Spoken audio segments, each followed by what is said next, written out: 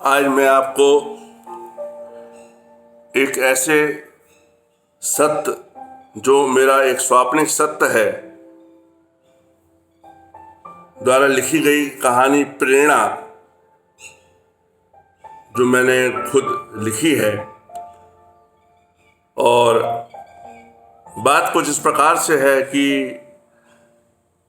मेरी एक स्वाप्निक हकीकत, जो कि मैं आपके सामने रख रहा हूँ। 2 हिस्सों में ये बात मैं आपके सामने रखूँगा। 2 हिस्सों में कहानी आपकी पूरी होगी, जिसका कि शीर्षक है प्रेरणा। प्रेरणा एक जीवन का वह सत्य है जो आज जब मैं पढ़ता हूँ तो आज के दौर में मुझे वह महसूस होता है। लीजिए सुनिए, इस प्रेरणा के बारे में मैं इसको अपने तरीके से आपके सामने प्रस्तुत कर रहा हूँ। आज बहुत काम था, परंतु आपके सहयोग से जल्दी निपट गया। अरे मेरा क्या सहयोग, मेरी तो जीवन की है रोजी रोटी है। रोजाना इंतजार करता हूँ ताकि मेरे घर का चूल्हा चौका चलता रहे। दिन भर की कड़ी तपस्या और रात भर की चौकसी, फिर उससे हुई आमदनी का हिसाब करके अपने घर का बजट बनाता हूँ। लोग इंसानों की जिंदगी के लिए ईश्वर से प्रार्थना करते हैं। बच्चा है तो उसके लंबे स्वस्थ जीवन की कामना, जवान है तो लंबी उम्र स्वस्थ जीवन, और वृद्ध है तो बिना कष्ट के इस संसार से विदाई। परंतु मेरा दुर्भाग्य देखिए, मेरा सुबह से शाम तक बस इंतजार ही करता हूँ। यदि सीधे शब्दों में मैं कहूँ कि इंसानी मौत का मुझे रोज इंतजार रहता है। मेरा दिल और दिमाग का मनोभाव ही विचित्र हो गया है। इसे सपना कहें या हकीकत, समझ पाना मुश्किल होता है। मैं रोजाना शाम का भोजन इत्यादि करने के बाद इस कहानी का जो मेन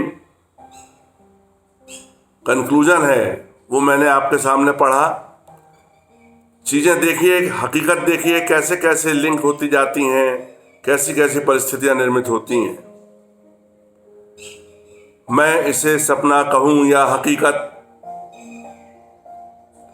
समझ पाना मेरे लिए मुश्किल हो रहा था।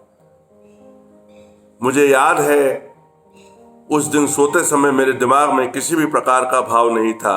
सुना है बड़े बुजुर्गों से कि आदमी सोते समय जो सोचता है कभी कभी वह सपने में दिखता है। ऐसी कोई भी बात उस दिन मेरे दिमाग में नहीं थी।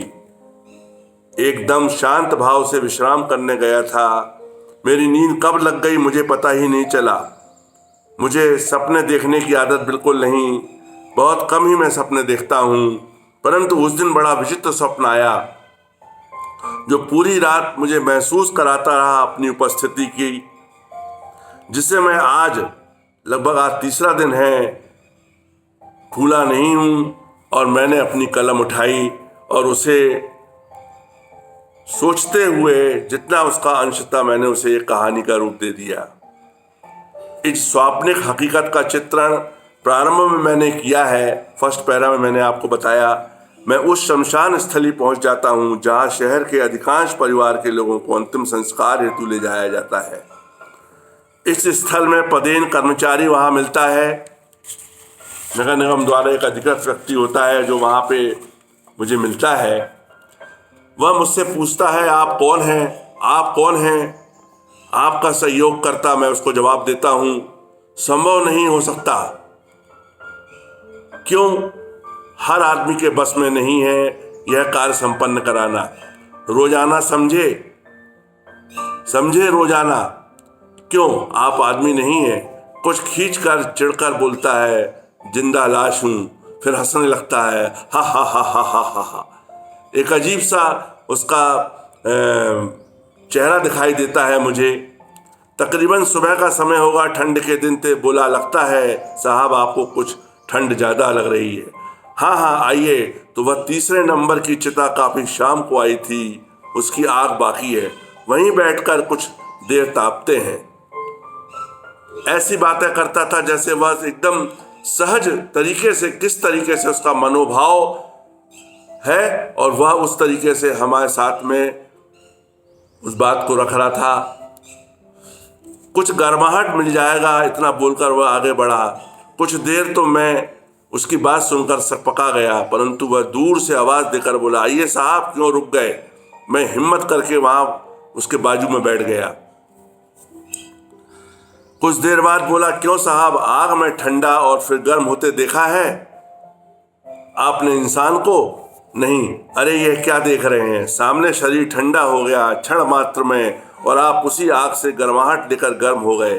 खैर छोड़िए साहब, बताइए आपका आना कैसे हुआ? मैं तुम्हारा सहयोग करता आज के दिन बनना चाहता हूं। इतना बोल ही रहा था कि दूर से आवाज सुनाई दी, राम राम सत्य है, सत्य बोलो सत्य है। वह बहुत ही प्रसन्न चित्त मुद्रा में बोला, साहब बहुत भाग्यशाली हैं आप, मेरे लिए प्रातः ही 2 मिट्टी आ गई। आज का दिन तो लगता है बड़ा अच्छा जावेगा, ऐसा लगता है बड़ा अच्छा जावेगा। मैं उसकी बातों को सुनकर कुछ देर स्तब्ध सा रह जाता हूँ। मुझे तो कुछ आता ही नहीं। मैं उससे बोलता हूँ, मुझे तो कुछ नहीं आता, जरा थोड़ा आप ही मुझे मार्गदर्शन दीजिए। तो सुनिए, आपको साहब सर्वप्रथम वास्तविकता के धरातल पर उतरना पड़ेगा, यथार्थता को स्वीकार करना होगा। आपका मन एकाग्रचित हो जाए, ताकि एकाग्रचित हो जाए। आपको मालूम है, हजारों किताबें हमारे दिमाग में मिनटों और सेकंडों में घूमती चली जाती हैं। इस तरह हमारे दिमाग की चाल तेज होती है, इसलिए इस कृत्य में एकाग्रचित होकर अपने उद्देश्य को अंजाम देना होता है। अच्छा साहब, आइए उस अर्थी के लिए लकड़ी जमाइए, देर हो रही है। उसके रिश्ते नातेदार व्याकुल विरह में हो रहे हैं। इतना बोलकर वह आगे बढ़ गया। मैं भी उसके साथ साथ कार्य को अंजाम देने लगा। शुरू में 1-2 मिट्टी के अंतिम संस्कार के सहयोग करने में थोड़ा हिचक अवश्य लगी, परंतु मेरा आत्मविश्वास बढ़ता चला गया। दिन भर यही कार्य संपन्न कराते कराते शाम हो गई। थोड़ा सुस्ता कर बैठ गया।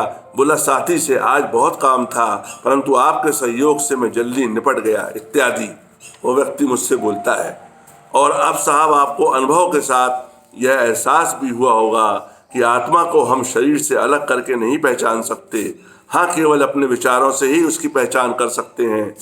मुझे देखकर वह बोला, साहब दोपहर को 4 नंबर की चिता एक वृद्ध की थी। आपने उसके चेहरे के भाव देखकर कुछ महसूस किया?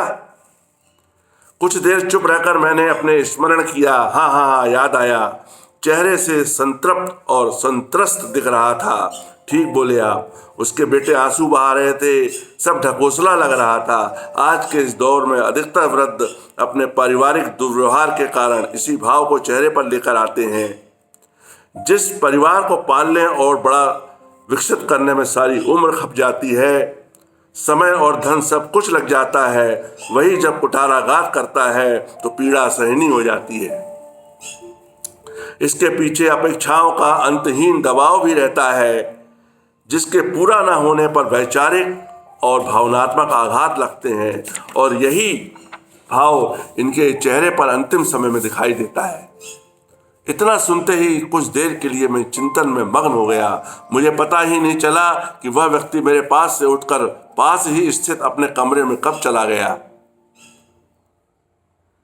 मैं भी उठा और वहां जाकर क्या देखता हूं कि वह व्यक्ति बैठा बैठा पैसे गिन रहा था। लो, तुम भी कुछ पैसे ले लो, आज दिन भर बहुत मेहनत की है आपने। अरे यार, मैं क्या पैसे लूंगा, मैंने तो आज तुमसे जो सीखा है वह शायद इन पैसों से कहीं अधिक गुना अधिक है। इन अनुभवों को यह सांसारिक स्वार्थी लोग क्या समझेंगे। ठीक है, पर इन सब बातों से पेट तो थोड़ी ना भरता है साहब। जीवन के लिए चरित्र जितना महत्वपूर्ण है, उतना ही पेट की भूख मिटाने के लिए इस संसार में रहने वालों के कृत्य यानी कर्म, क्योंकि कर्म में ही लक्ष्मी का वास होता है। जाइए साहब, अब मैं सोता हूँ। जाइए, रात बहुत हो रही है। और जरा सुनिए, आप जरा जाते जाते वहाँ 3 नंबर की चिता की लकड़ियाँ कुछ शायद अपनी जगह से बाहर गिर गई हैं, उसे ठीक कर दीजिएगा और गेट लगाकर चले जाइए। बड़े सहज भाव से यह बोलकर वो सो गया। इतने में ही मेरे मोबाइल में अलार्म की घंटी बजी और मेरी नींद टूट गई, वह स्वप्न भी टूट गया। परंतु सच तो यह है कि अब होश में भी उसकी कई सारी बातें आज भी याद हैं। सोचा कि हकीकत में पूरे दिन शमशान घाट जाकर दिन बिताया जाए, पर सच बताऊं आज तक हिम्मत नहीं कर पाया। पर इस स्वाप्निक हकीकत से जो प्रेरणा मिली है उसे शब्दों के माध्यम से पूर्णतः व्यक्त करना उतना आसान तो नहीं है, पर इतना अवश्य है कि हमारे जीवन में यदि कभी कोई ऐसा पल आया जिस पल में विचार ना रहे हों और हम आनंद से भर गए हों, उस पल को पुनः पुनः स्मरण करना चाहिए। इन्हीं पलों को अपने ध्यान का विषय बनाने से हम उस क्षण अपनी सोच की सर्वश्रेष्ठतम ऊंचाई पर होते हैं। ऐसे पल हम सभी के जीवन में आते हैं, बस इतना अवश्य है कि हम उन्हें संभाल कर रख पाते हैं या नहीं। कभी कभी जिंदगी अपनी सच्चाई का बोध यथार्थ से नहीं करा पाती, उसकी प्यारी झलक सपनों में दिखती है और इन सपनों को सुकोमल स्पर्श से ही स्वप्न भी झरोखे बन जाते हैं। सपनों में दिव्यता उतरती है। धन्य होते हैं वे पल जब स्वप्न में सच्चाई की झलक मिलती है, तब इनके स्पर्श का एहसास विशेष हो गया। और अंत में मैं ये कहना चाहूँगा कि साधना का यह परम सूत्र सम्मोहक है और रहस्यमय भी। इसमें प्रवेश करने पर यात्रा की विभिन्न पल मिलते हैं और हम महसूस करते हैं। और इस परम सूत्र को, जो कि एक महागीत के समान मुझे लगा, मैंने उस ओर इशारा किया। निश्चित ही उसे आज की स्थिति में संपूर्ण रूप में सुना जा सकता है। और इसके लिए सबसे इम्पॉर्टेंट बात है, ये ध्यान का दूसरा पहलू है कि जीवन में जब हम ध्यान की बात करते हैं, मेडिटेशन की बात करते हैं, तो उन पलों को हम सजाएं। स्वप्न में भी कभी कभी हमें हकीकत के दर्शन होते हैं।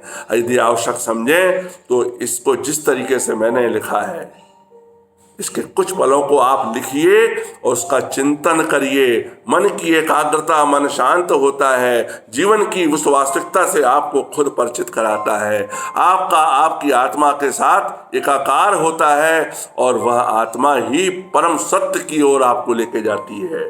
नमस्कार।